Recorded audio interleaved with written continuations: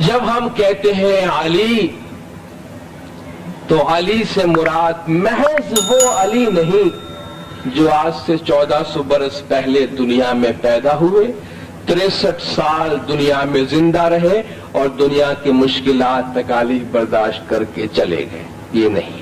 حضرت امام سلطان محمد شاہ صلوات اللہ علیہ مولا نے 1945 میں دارالسلام مشن کانفرنس میں فرمایا کہ جب ہم کہتے ہیں علی تو اس سے مراد وہ علی نہیں جو 63 سال زمین پہ زندہ رہے، بلکہ اس سے مراد ہے ایٹرنل، وہ دائمی علی جو ازل سے خدا کی طرف سے آیا اور سارے زمین کو اپنے لپیٹ میں لیتے ہوئے اس کی طرف واپس گئے۔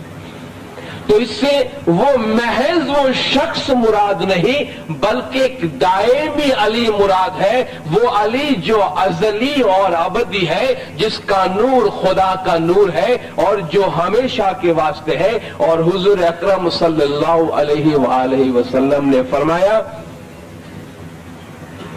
کہ یا علی کنت مع الانبیاء سرا ومعی جہرا، اے علی آپ تمام نبیوں کے ساتھ باطن میں تھے، میرے ساتھ آپ ظاہر میں بھی آئے ہیں۔ حضور نے فرمایا جو آدم کو اس کے علم میں دیکھنا چاہتا ہے، جو نوح کو اس کے حلم میں دیکھنا چاہتا ہے، جو حضرت ابراہیم کو اس کے تقوی میں دیکھنا چاہتا ہے، جو حضرت موسیٰ کو دیکھنا چاہتا ہے، جو حضرت عیسیٰ علیہ السلام کو ان کی عبادت میں دیکھنا چاہتا ہے، فَلْيَنْظُرْ إِلَىٰ عَلِيِّ بْنِ أَبِي طالب، تو اسے چاہیے کہ علی بن ابی طالب کی طرف دیکھے۔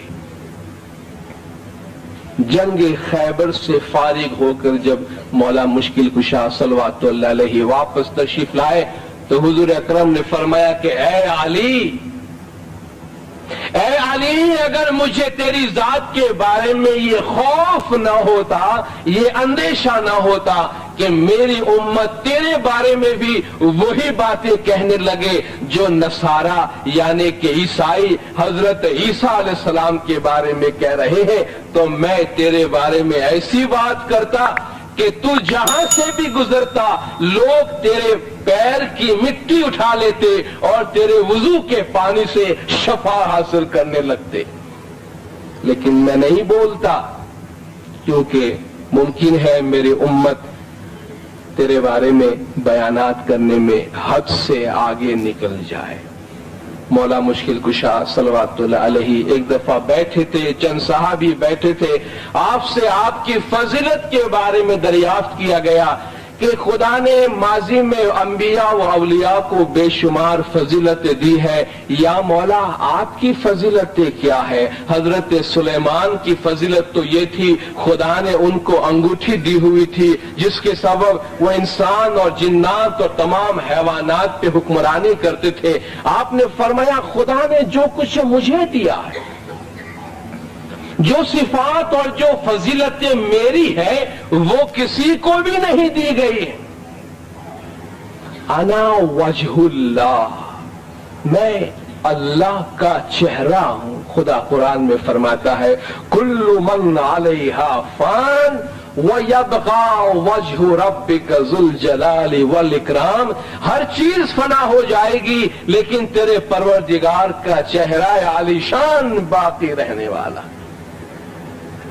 فرمایا میں اللہ کا چہرہ ہوں، انا لسان اللہ الناطق، میں اللہ کی بولنے والی زبان ہوں، انا ید اللہ، میں اللہ کا ہاتھ ہوں، انا نور اللہ الذی لا یطفیٰ، میں اللہ کا وہ نور ہوں جو کبھی بجھایا نہیں جا سکتا۔ اللہ نے قرآن میں فرمایا ہے یریدون ان یطفئوا نور اللہ بافواہہم، یہ لوگ اپنے منہ سے پھونک مار کے اللہ کے نور کو بجھانے کی کوشش کرتے ہیں۔ وَيَأْبَى اللَّهُ إِلَّا أَن يُتِمَّ نُورَهُ، مگر اللہ یہ چاہتا ہے کہ اپنے نور کو کامل کرے گا۔ وَلَوْ كَرِهَ الْكَافِرُونَ، کافر ناپسند کرتے ہیں تو بے شک کرے۔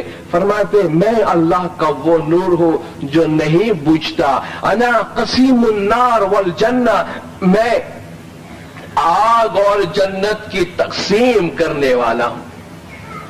میں قسیم النار والجنہ، میں جنت اور جہنم کی تقسیم کرنے والا ہوں. خدا نے فرمایا قرآن میں کہ میں نے سارے جہان کو علم سے اپنے گھیرے میں لے رکھا ہے. ربنا وسعت کل شیء رحمتا وعلما، میرے پروردگار نے تمام چیزوں کو، تمام کائنات کو رحمت اور علم سے اپنے گھیرے میں لے رکھا ہے. اور خدا نے اس علم کا مظہر انبیاء و ائمہ علیہم السلام کو بنایا روئے زمین پر، جس کی طرف اشارہ کر کے حضور نے فرمایا انا مدینۃ الحکمہ، انا مدینۃ العلم وعلی بابها، انا دار الحکمہ وعلی بابها، میں علم کا شہر ہوں، علی اس کا دروازہ ہے.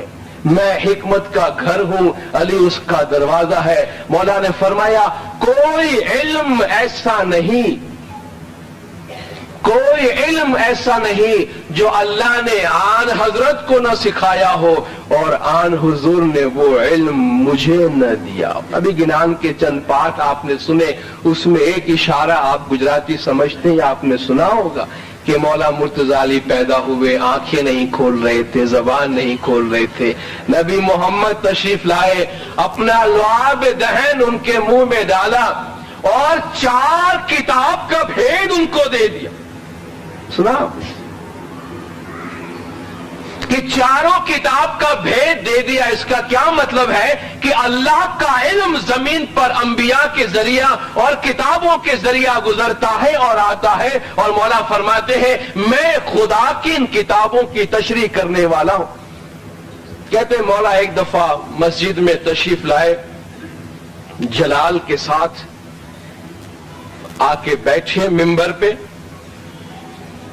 حضور کا امامہ پہنے ہوئے ہیں، حضور کا جبہ پہنے ہوئے ہیں، خلافت کے دور کی بات ہے. ممبر پر آ کے بیٹھے، 2 زانو ہو کر اپنے ہاتھوں کو یوں ملایا اور پوچھا لوگوں سے، فرمایا سلونی سلونی قبل ان تفقدونی، مجھ سے پوچھو، مجھ سے پوچھو جو کچھ تم پوچھنا چاہتے ہو، اس سے پیشتر کہ میں اٹھ جاؤں زمین پر سے، کہ میں زمین کے مقابلے میں آسمان کی راہوں سے زیادہ واقف ہوں. قرآن کی کوئی بات پوچھو، کون سی آیت اتری، کہاں اتری، کیوں اتری، خشکی پہ اتری، تری پہ اتری، دن کو اتری، رات کو اتری، کس وجہ سے اتری، اس کا کیا ظاہر ہے، کیا باطن ہے، مجھ سے آ کے پوچھو. فرماتے ہیں کہ تم اہل تورات کو لے آؤ، اہل زبور کو لے آؤ، اہل انجیل کو لے آؤ، یہودی کو لے آؤ، میں تورات کے مطابق اس کے لیے فیصلہ دوں گا، اور ایسا فیصلہ دوں گا کہ تورات کہہ اٹھے گی کہ سچ فرمایا جو کچھ علی نے فرمایا. تم عیسائی کو لے آؤ، میں انجیل کے مطابق اس کے لیے فیصلہ دوں گا اور ایسا فیصلہ دوں گا، یہ کتاب کہہ اٹھے گی سچ فرمایا علی نے اور جھوٹ نہیں فرمایا. اور میں تمہارے لیے اس کتاب خدا میں سے فیصلہ دوں گا، کیونکہ آپ نے فرمایا جب جنگ صفین کے موقع پہ چال چلی گئی، آپ کی فتح کو شکست میں بدلنے کی کوشش کی گئی، اور معاویہ کے لشکر نے اس علاقے کا جو سب سے بڑا قرآن کا صحیفہ تھا اس کو نیزے پہ اٹھا کے واسطہ دیا کہ آؤ کتاب سے فیصلہ کرتے ہیں. تو لوگوں نے تلوار روک لی جنگ صفین میں. تو مولا فرماتے ہیں فریب ہے، یہ اللہ کی کتاب اٹھا کے لا رہے ہیں، یہ دھوکہ ہے، جنگی فریب ہے، چال ہے، اس کی طرف مت جانا. ھذا کتاب صامت، خاموش کتاب ہے یہ. وَأَنَا قُرْآنٌ نَاطِقٌ، میں بولتا قرآن تمہارے سامنے ہوں، مجھ سے پوچھو، میری بات مانو. نہیں مانا لوگوں نے، لیکن مولا فرماتے ہیں میں بولتا ہوں، میں خدا کے علم کا مظہر ہوں زمین پر. جو کچھ مجھ پوچھنا ہے مجھ سے پوچھو. سلونی سلونی قبل ان تفقدونی، اس سے پیشتر کہ میں چلے جاؤں تو مجھے پوچھو. یہ علم کا عالم ہے، یہ علم کا عالم ہے. برسر ممبر یہ اعلان کرتے ہیں کہ مجھ سے پوچھو۔